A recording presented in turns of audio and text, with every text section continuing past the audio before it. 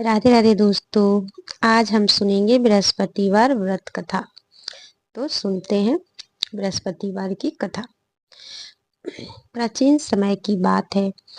भारत में एक राजा राज्य करता था। वह बड़ा प्रतापी तथा दानी था। वह नित्य प्रति मंदिर में भगवान दर्शन करने जाता था।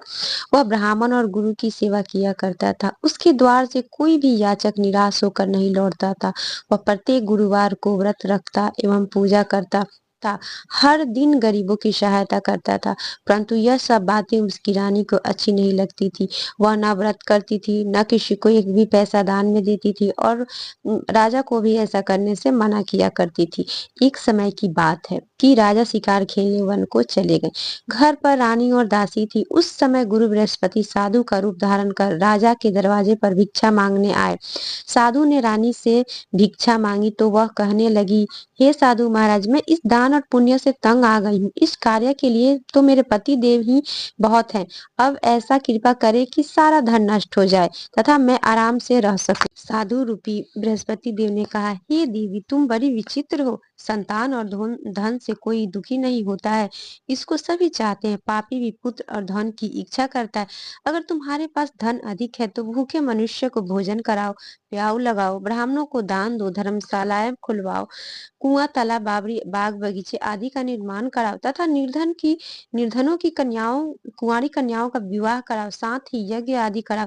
इस प्रकार के कर्म से आपके कुल का और आपका नाम परलोक में सार्थक होगा एवं स्वर्ग की प्राप्ति होगी। परंतु रानी साधु की इन सब बातों से खुश नहीं हुई।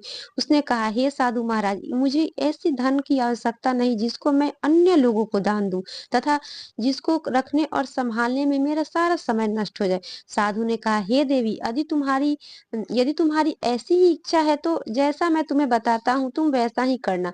बृहस्पतिवार के दिन घर को गोबर से लीपना, आपने केसों को पीली मिट्टी से धोना, केसों को धोते समय स्नान करना, राजा से कहना वह हजामत करवाए, भोजन में मांस मदिरा खाना, कपड़ा धोबी के यहाँ धुलने के देना।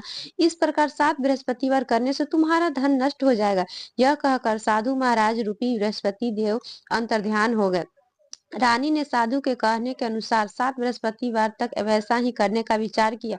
साधु के बताए अनुसार कार्य करते हुए केवल 3 बृहस्पतिवार ही बीते थे कि उसकी समस्त धन संपत्ति नष्ट हो गई।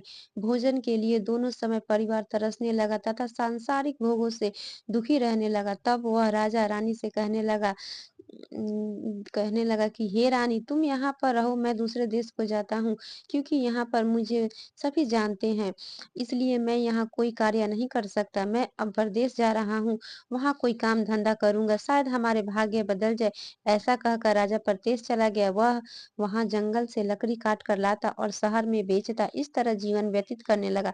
इधर राजा के बिना रानी और दासियां दुखी रहने लगी। किसी दिन भोजन मिलता और किसी दिन जल पीकर ही रह जाती। एक समय रानी और दासियों को 7 दिन बिना भोजन के व्यतीत करना पड़ा। तो रानी ने अपनी दासी से कहा, हे दासी, यही पास के नगर में मेरी बहन रहती है। वहाँ बड़ी धनवान है। तुम उसके पास जा और वहां से 5 सेर बेझर मांग कर ले आ, जिससे कुछ समय के लिए गुजर हो जाएगा। दासी रानी की बहन के पास गई। रानी की बहन उस समय पूजा कर रही थी। बृहस्पतिवार का दिन था। दासी ने रानी की बहन से कहा, हे रानी, मुझे आपकी बहन ने भेजा है, मुझे 5 सेर बेझर दे दो। दासी ने यह बात अनेक बार कही, परंतु रानी की बहन ने कोई उत्तर नहीं दिया, क्योंकि वह उस समय बृहस्पतिवार की कथा सुन रही थी। जब दासी को रानी की बहन से कोई उत्तर नहीं मिला तो वो बहुत दुखी हुई। उसे क्रोध भी आया। वह लौट कर रानी से बोली, हे रानी, आपकी बहन बहुत ही धनी स्त्री है। वह छोटे लोगों से बात भी नहीं करती। मैंने उससे कहा तो उसने कोई उत्तर नहीं दिया। मैं वापस चली आई। रानी बोली, हे दासी, इसमें उसका कोई दोष नहीं। तब कोई सहारा नहीं देता। अच्छे बुरे का पता विपत्ति में ही लगता है। जो ईश्वर की इच्छा होगी वही होगी। यह सब हमारे भाग्य का दोष है। उधर रानी की बहन ने सोचा कि मेरी बहन की दासी आई हुई थी, परंतु मैं उससे नहीं बोली, इससे वह बहुत दुखी हुई होगी। अतः कथा सुन और विष्णु भगवान का पूजन समाप्त कर वह अपनी बहन के घर आई और कहने लगी, हे बहन, मैं बृहस्पतिवार का व्रत कर रही थी। तुम्हारी दासी हमारे घर गई थी, परंतु जब तक कथा होती तब तक न कुछ बोलते हैं और न उठते हैं। और न बोलते, इसलिए मैं नहीं बोली। कहो दासी क्यों गई थी? रानी बोली, बहन हमारे घर अनाज नहीं था, वैसे तुमसे कोई बात छिपी नहीं है, इस कारण मैंने दासी को तुम्हारे पास 5 सेर बेजर लेने के लिए भेजा था। रानी की बहन बोली, बहन देखो बृहस्पति भगवान सबकी मनोकामना पूर्ण करते हैं, देखो शायद तुम्हारे घर में अनाज रखा हो। यह सुनकर दासी घर के अंदर गई तो वहां उसे एक घड़ा बेजर भरा मिल गया। उसे बड़ी हैरानी हुई क्योंकि उसने एक-एक बर्तन देख लिया था। उसने बाहर आकर रानी को बताया। दासी अपनी रानी से कहने लगी, हे रानी देखो, वैसे हमको जब अन्न नहीं मिलता तो हम रोज ही व्रत करते हैं। अगर इससे व्रत की विधि और कथा पूछ ली जाए तो उसे हम भी किया करेंगे। दासी के कहने पर रानी ने अपनी बहन से बृहस्पतिवार व्रत के बारे में पूछा। उसकी बहन ने बताया, हे रानी बहन, बृहस्पतिवार को सूर्योदय से पूर्व उठकर स्नान करके बृहस्पतिवार का व्रत करना चाहिए, लेकिन उस दिन सिर नहीं धोना चाहिए। बृहस्पतिवार के व्रत में चने की दाल और मुनक्का से विष्णु भगवान का केले के वृक्ष की जड़ में पूजन करे तथा दीपक जलावे। उस दिन एक ही समय भोजन करे, भोजन पीले खाद्य पदार्थ का करे तथा कथा सुने। इस प्रकार करने से गुरु भगवान प्रसन्न होते हैं, अन्न पुत्र धन देते हैं, मनोकामना पूर्ण करते हैं। व्रत और पूजन की विधि बताकर रानी की बहन अपने घर को लौट गई। रानी और दासी दोनों ने निश्चय किया कि बृहस्पति देव भगवान का पूजन जरूर करेंगे। 7 दिन बाद जब बृहस्पतिवार आया तो उस उन्होंने व्रत रखा। घुड़साल में जाकर चना और गुड़ बिल लाई तथा उसकी दाल से केले के जड़ तथा विष्णु भगवान का पूजन किया। अब भोजन पीला कहाँ से आए? दोनों बड़ी दुखी हुई, परंतु उन्होंने व्रत किया हुआ था, इसलिए बृहस्पति भगवान प्रसन्न थे। एक साधारण व्यक्ति के रूप में वे 2 थाली में सुंदर पीला भोजन लेकर आए और दासी को देकर बोले, हे दासी, यह भोजन तुम्हारे और रानी के लिए है, तुम दोनों करना। दासी भोजन पाकर बड़ी प्रसन्न हुई और रानी से बोली, रानी जी भोजन कर लो। रानी को भोजन आने के बारे में कुछ नहीं पता था, इसलिए वह दासी से बोली, जा तू ही भोजन कर, क्योंकि तू हमारी व्यर्थ में हंसी उड़ाती है। दासी बोली, एक व्यक्ति भोजन दे गया है। रानी कहने लगी, वह भोजन तेरे ही लिए दे गया है, तू ही भोजन कर। दासी ने कहा, वह व्यक्ति हम दोनों के लिए 2 थालों में भोजन दे गया है, इसलिए मैं और आप दोनों साथ में ही भोजन करेंगे। दोनों ने गुरु भगवान को नमस्कार कर भोजन प्रारंभ किया। उसके बाद से वे प्रत्येक बृहस्पतिवार को गुरु भगवान का व्रत और पूजन करने लगी। बृहस्पति भगवान की कृपा से उनके पास धन हो गया, परंतु रानी फिर पहले की तरह आलस्य करने लगी। तब दासी बोली, देखो रानी, तुम पहले भी इसी प्रकार आलस्य करती थी, तुम्हें धन के रखने में कष्ट होता था, इसी कारण से सभी धन नष्ट हो गया। अब गुरु भगवान की कृपा से धन मिला है तो फिर तुम्हें आलस्य होता है। बड़ी मुश्किल के बाद हमने यह धन पाया, इसलिए हमें दान पुण्य करना चाहिए। तुम भूखे मनुष्य को भोजन कराओ, प्याऊ लगाओ, ब्राह्मणों को दान दो, कुआं तालाब बावरी आदि का निर्माण करवाओ, मंदिर पाठशाला बनाकर दान दो, कुंवारी कन्याओं का विवाह कराओ, धन को शुभ कार्य में खर्च करो, जिससे तुम्हारे कुल का यश बढ़े तथा स्वर्ग प्राप्त हो और पितृ प्रसन्न हो। दासी की बात मानकर रानी ने इसी प्रकार के कर्म करने प्रारंभ किए, जिससे उनका काफी यश फैलने लगा।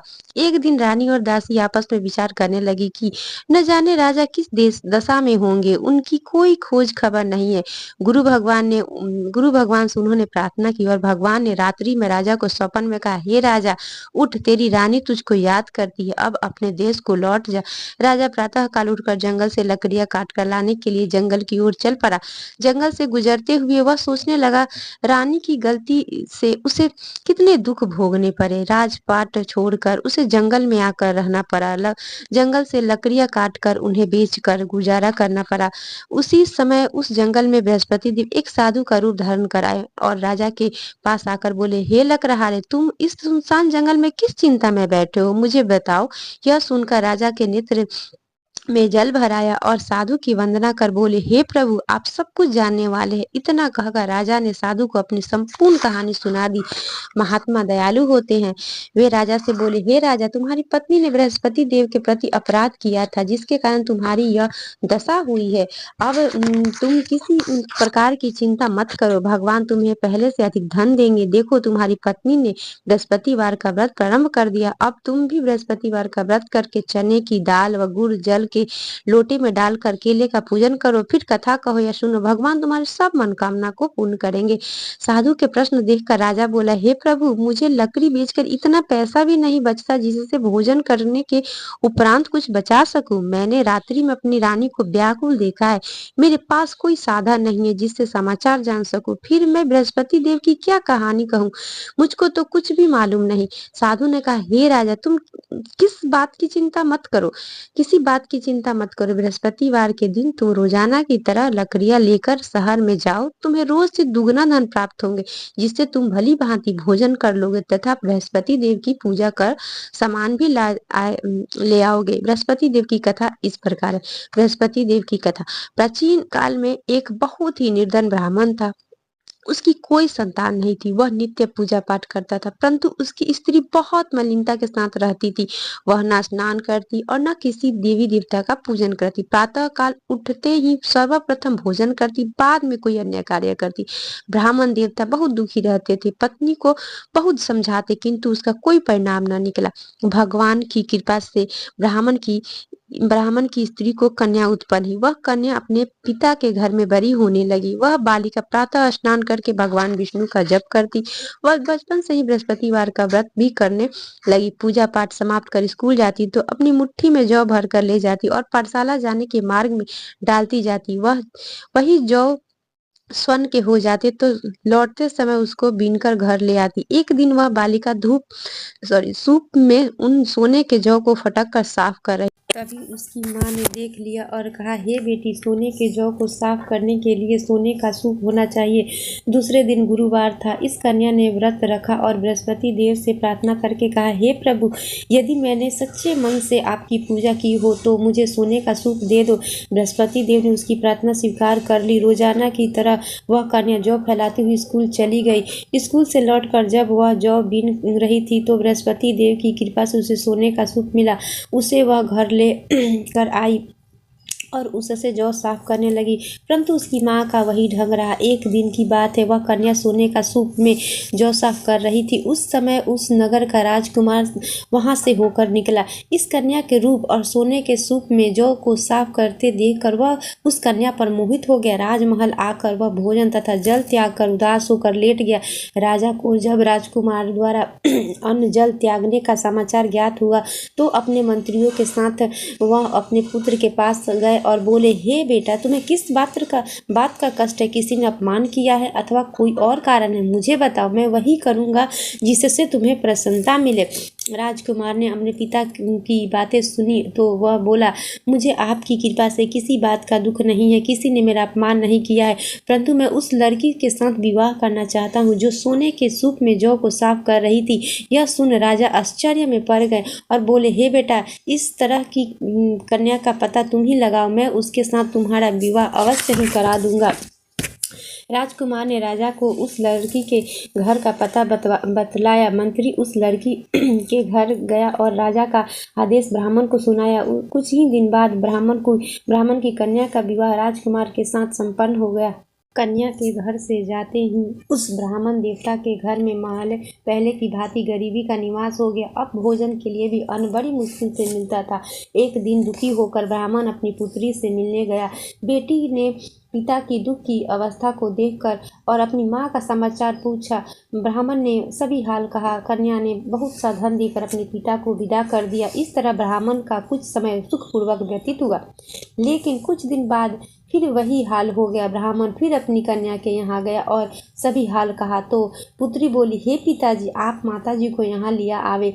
मैं उन्हें वह विधि बता दूंगी जिससे गरीबी दूर हो जाएगी। ब्राह्मण देवता अपनी पुत्री को साथ लेकर अपनी पत्नी को साथ लेकर पुत्री के पास राजमहल पहुंचे तो पुत्री अपनी माँ को समझाने लगी, हे माँ, तुम प्रातः काल उठकर प्रथम स्नान आदि करके विष्णु भगवान का पूजन करो तो सब दरिद्रता दूर हो जाएगी। परंतु उसकी माँ ने उसकी एक बात नहीं मानी। वह प्रातः काल उठकर अपनी पुत्री का बचा जूठन खा लेती थी। एक दिन उसकी पुत्री को बहुत गुस्सा आया। उसने एक रात एक कोठरी से सारा सामान निकाल दिया और अपनी माँ को उसमें बंद कर दिया। प्रातः उस समय से उसे निकाला तथा स्नान आदि करा के पूजा पाठ करवाया तो उसकी माँ की बुद्धि ठीक हो गई। इसके बाद वह नियम से पूजा पाठ करती और प्रत्येक बृहस्पतिवार को व्रत करने लगी। इस व्रत के प्रभाव से उसकी माँ भी बहुत धनवान हो गई और बृहस्पति देवता के प्रभाव से स्वर्ग हो गई। वह ब्राह्मण भी सुखपूर्वक इस लोक का सुख भोग कर स्वर्ग को प्राप्त हुआ। इस तरह कहानी कहकर साधु देवता वहां से लोप हो गए। धीरे धीरे समय व्यतीत होने लगा। होने पर फिर बृहस्पतिवार का दिन आया। राजा जंगल से लकड़ी काटकर किसी शहर में बेचने गया। उसे उस दिन और दिनों से अधिक धन मिला। राजा ने चना गुड़ आदि लाकर बृहस्पतिवार का व्रत किया। उस दिन से उसके सभी क्लेश दूर हुए। परंतु जब अगला गुरुवार का दिन आया तो वह बृहस्पतिवार का व्रत रखना भूल गया। इस कारण बृहस्पति भगवान नाराज हो गए। उस दिन उस नगर के राजा ने विशाल यज्ञ का आयोजन किया तथा अपने समस्त राज्य में घोषणा करवा दी कि कोई भी मनुष्य अपने घर में भोजन न बनाए तथा आग भी न जलाए। समस्त लोग मेरे यहाँ भोजन करने आवे। इस आज्ञा को जो न मानेगा उसको फांसी की सजा दी जाएगी। राजा की आज्ञा अनुसार राज्य के सभी वासी व राजा के भोज में सम्मिलित हुए, लेकिन लकड़हारा कुछ देर से पहुंचा, इसलिए राजा उसको अपने साथ महल में ले गए। जब राजा लकड़हारे को भोजन करा रहे थे तो रानी की दृष्टि उस खुटी पर पड़ी जिस पर उसका हार लटका हुआ था। उसे हार खुटी पर लटका दिखाई नहीं दिया। रानी को निश्चय हो गया कि मेरा हार इसी लकड़हारे ने चुरा लिया। उसी समय सैनिक बुलाकर उसको जेल में डलवा दिया गया।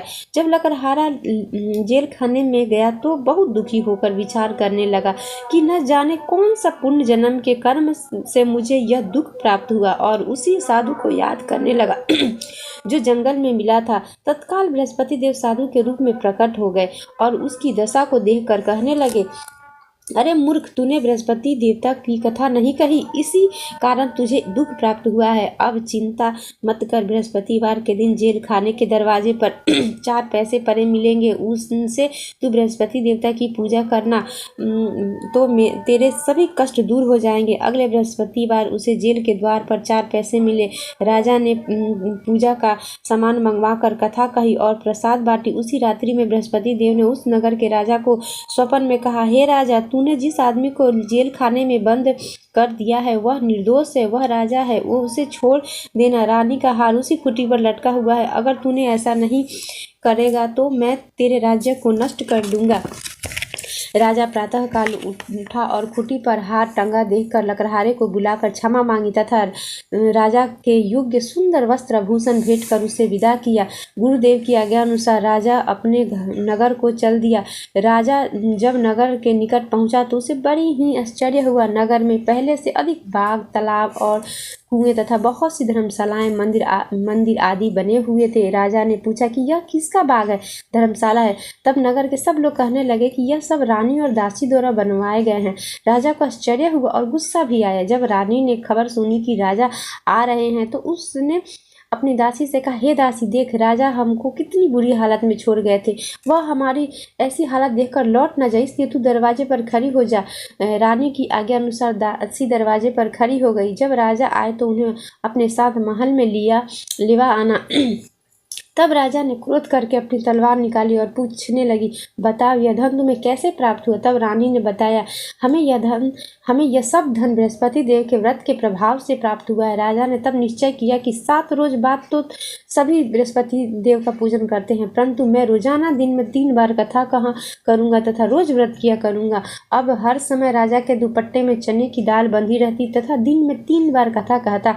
एक रोज राजा ने विचार किया कि चलो अपनी बहन के यहाँ हो आवे। इस तरह का निश्चय कर राजा घोड़े पर सवार हो अपनी बहन के यहाँ चल दिया। मार्ग में उसने देखा कि कुछ आदमी एक मुर्दे को लिए जा रहे थे। उन्हें रोक कर राजा कहने लगा, अरे भाइयों, मेरी बृहस्पतिवार की कथा सुन लो। वे बोले, लो, हमारा तो आदमी मर गया है, इसको अपनी कथा की पड़ी है। परंतु कुछ आदमी बोले, अच्छा कहो, तुम्हारी कथा भी सुनेंगे। राजा ने दाल निकाली और कथा कहनी शुरू कर दी। जब कथा आधी हुई तो मुर्दा हिलने लगा और जब कथा समाप्त हुई तो राम राम करते हुए वह मुर्दा खड़ा हो गया। राजा आगे बढ़ा। उसे चलते चलते शाम हो गई। आगे मार्ग में उसे एक किसान खेत में हल चलाता मिला। राजा उससे बोला, अरे भैया, तुम मेरी बृहस्पतिवार की कथा सुन लो। किसान बोला, जब तक मैं तेरी कथा सुनूंगा तब तक 4 हरया जोत लूंगा। जा अपनी कथा किसी और को सुनाना। राजा आगे चलने लगा। राजा के हटते ही बैल पछाड़ खाकर गिर गए तथा किसान के पेट में बहुत जोर से दर्द होने लगा। उसी समय किसान की पत्नी रोटी लेकर आई। उसने जब यह देखा तो अपने पुत्र से सब हाल पूछा। बेटे ने सभी हाल बता दिया। बुढ़िया दौड़ी दौड़ी उस घुड़सवार के पास गई और उससे बोली, मैं तेरे साथ है, मैं तेरी कथा सुनूंगी, तू अपने कथा मेरे खेत पर ही चलकर कहना। राजा ने लौटकर बुढ़िया के खेत पर जाकर कथा कही, जिसके सुनते ही बैल खड़े हो गए तथा किसान के पेट का दर्द भी बंद हो गया। राजा अपनी बहन के घर पहुंच गया। बहन ने भाई की खूब मेहमानी की। दूसरे रोज प्रातःकाल राजा जगा तो वह देखने लगा कि सब लोग भोजन कर रहे हैं। राजा ने अपनी बहन से जब पूछा कि ऐसा कोई मनुष्य है जिसने भोजन नहीं किया हो, जो मेरी बृहस्पतिवार की कथा सुन ले, तो बहन बोली, हे भैया, यह देश ऐसा ही है। पहले यहाँ के लोग भोजन करते हैं, बाद में अन्य कार्य करते हैं। अगर पड़ोस में कोई हो तो देख आती हूँ। ऐसा कहकर बहन देखने चली, परंतु उसे कोई भी ऐसा व्यक्ति नहीं मिला जिसने भोजन न किया हो। वह एक कुम्हार के घर गई जिसका लड़का बीमार था। उसे मालूम हुआ कि वहाँ 3 दिन से किसी ने भोजन नहीं किया है। रानी ने अपने भाई की कथा सुनने के लिए कुम्हार के से कहा। वह तैयार हो गया। राजा ने जाकर बृहस्पतिवार की कथा कही, जिसको सुनकर उसका लड़का ठीक हो गया। वह तैयार हो गया। लड़का ठीक हो गया। अब तो राजा की प्रशंसा होने लगी। एक दिन राजा ने अपनी बहन से कहा, हे बहन, मैं अपने घर जाऊंगा, तुम भी तैयार हो जाओ। राजा की बहन ने अपनी सास से अपने भाई के साथ जाने की आज्ञा मांगी। सास बोली, चली जा, परंतु अपने लड़के को मत ले जा, क्योंकि तेरी भाई की कोई संतान नहीं है। बहन ने अपने भाई से कहा, हे भैया, मैं तो चलूंगी, परंतु कोई बालक नहीं जाएगा। राजा ने कहा, जब कोई बालक नहीं चलेगा तो तुम जाकर ही क्या करोगी। दुखी मन से राजा अपने नगर को लौट आया। राजा ने अपनी रानी से कहा, हम निसंतान हैं, इसलिए कोई हमारे घर आना पसंद नहीं करता। इतना कह वह बिना भोजन आदि किए शैया पर लेट गया। रानी बोली, हे प्रभु, बृहस्पति देव ने हमें सब कुछ दिया है, वे हमें संतान भी अवश्य देंगे। उसी रात बृहस्पति देव ने राजा को स्वप्न में कहा, हे राजा, उठ, सभी सोच त्याग दे, तेरी रानी गर्भवती है। राजा को यह जानकर बड़ी खुशी हुई। 9वें महीने रानी के गर्भ से एक सुंदर पुत्र पैदा हुआ। जब राजा की बहन ने यह शुभ समाचार सुना तो वो बहुत खुशी हुई और बधाई लेकर अपने भाई के यहाँ आई। तभी रानी ने कहा, घोड़े चढ़कर नहीं आई, गधा चढ़कर आई। राजा की बहन बोली, भाई, मैं इस प्रकार न कहती तो तुम्हें औलाद कैसे मिलते। बृहस्पति देव ऐसे ही हैं, जिसके मन में जो कामनाएं रहती है सभी को पूर्ण करते हैं। जो सद भावना पूर्वक बृहस्पतिवार का व्रत करता है एवं पढ़ता है अथवा सुनता है और दूसरों को सुनाता है, बृहस्पति देव उसकी सभी मनोकामना पूर्ण करते हैं। बृहस्पति देव उनकी सदैव रक्षा करते हैं। जो संसार में सद्भावना व सच्चे हृदय से बृहस्पति देव का पूजन करते हैं, उनकी सभी मनोकामनाएं उसी प्रकार पूर्ण होती है जैसे रानी और राजा ने बृहस्पति देव की कथा का गुणगान किया। उनकी सभी इच्छाएं बृहस्पति देव ने पूर्ण की। मनुष्य को हृदय से उनका मनन करते हुए जयकार करना चाहिए। बोलो बृहस्पति देव भगवान की जय। ओम नमो भगवते वासुदेवाय नमः। तो ये थी बृहस्पति देव की कहानी। आपको हमारा वीडियो कैसा लगा? अगर अच्छा लगा तो लाइक करें, शेयर करें और सब्सक्राइब करें। आशा करती हूँ आपको हमारा वीडियो अच्छा लगा होगा। Thank you.